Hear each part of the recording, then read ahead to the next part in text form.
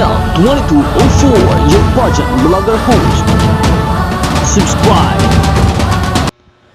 Magandang araw Pilipinas and good day pageant lovers, mga ka-pageant fans.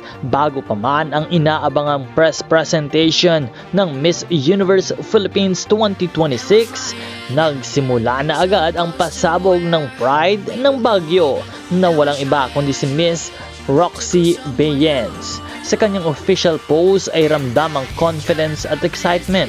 It all begins tomorrow. Let's do this, Baguio!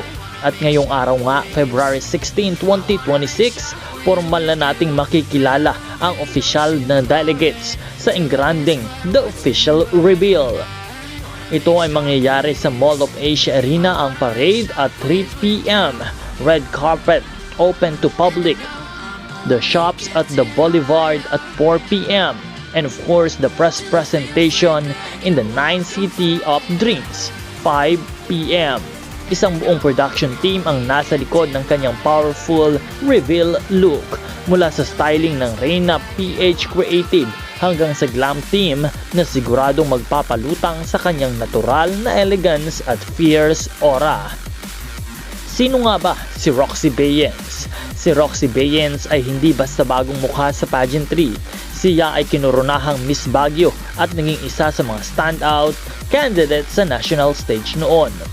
Kilala siya sa strong stage presence, sophisticated beauty, calm yet commanding aura, articulate sa Q&A at consistent pasarela performance.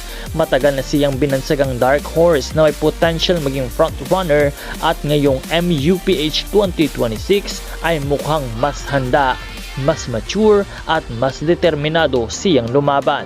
Ang tanong ng marami, isa ba siya sa maglilid ng laban para sa corona? At siya na ba ang susunod sa yapak ni Atisa Manalo? Pakaabangan yan dahil patuloy tayong magbibigay ng update para sa inyong lahat. Kaya't huwag kalimutan na mag-subscribe sa channel na ito. This is SNL2204. Maraming salamat sa inyong panonood.